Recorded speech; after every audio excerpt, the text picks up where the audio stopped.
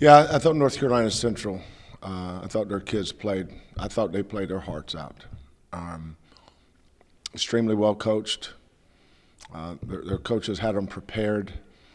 That was the we've been a pretty good rebounding team, but that team kicked our butts on the boards. They drove by our guards and got in the paint, and then when they shot and missed, they offensive rebounded.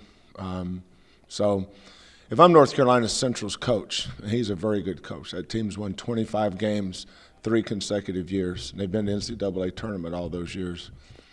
I'm walking away tonight feeling that, my team didn't win the game, but my team outplayed that team.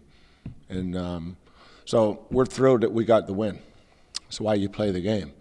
It's not to get the accolades, it's to get the W. So I was pleased that we came back and won. I think the guy that I was most pleased with was Ronnie Johnson.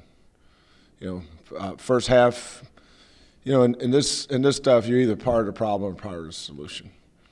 First half, I thought he was part of the problem. Second half, he was by far our most valuable player, and we can get him to give us that kind of juice, especially at the point of attack defensively, and that gives us a chance. So much smaller crowd tonight after the LSU game. So is there some sort of letdown or a change of feeling in the arena? Probably. Yeah, these kids are human beings. We had 8,000 people to keep us juiced the entire game. But it's a maturity game too. That's not the first time we've walked down that tunnel with this kind of crowd. So our guys have to come ready to play. I just didn't think we came ready to play tonight. And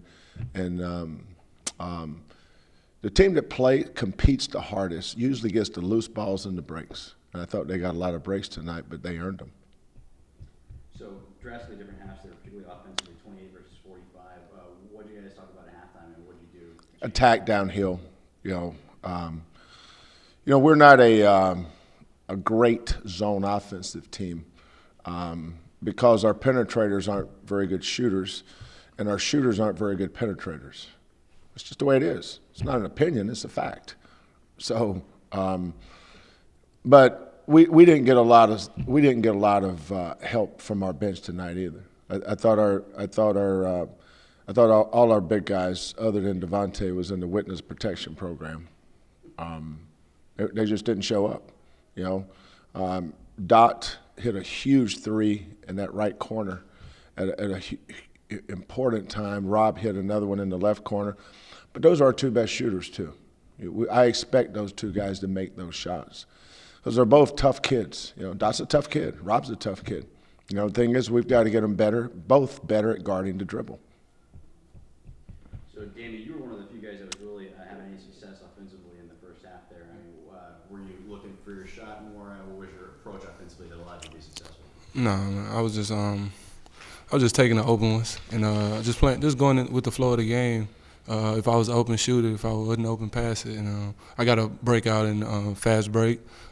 Scored the ball, got fouled, but that just came from playing hard, and I definitely got to get better on D. Coming out of the second half, I let a couple of people go by me a bit too many times, and I just got to focus on that and rebounding, and the game will come to me.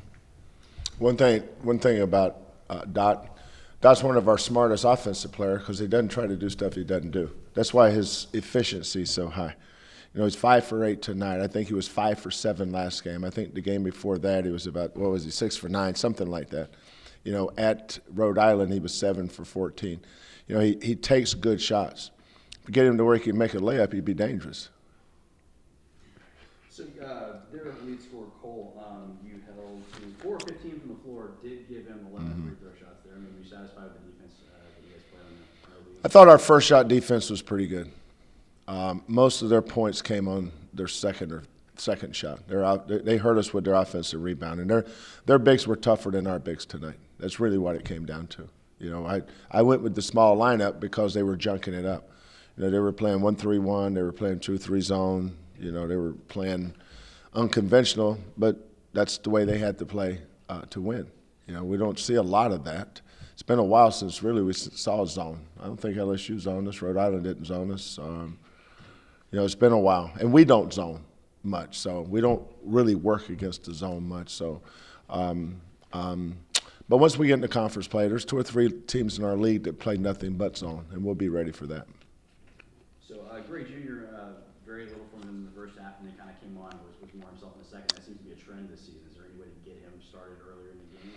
Or is that... I think when Rob engages defensively, when he engages and gets going, gets his juice from that end of the floor, he gets going. Rob has a lot of confidence. He is a very confident young man. But he's also a talented scorer. I thought his shot selection tonight was good.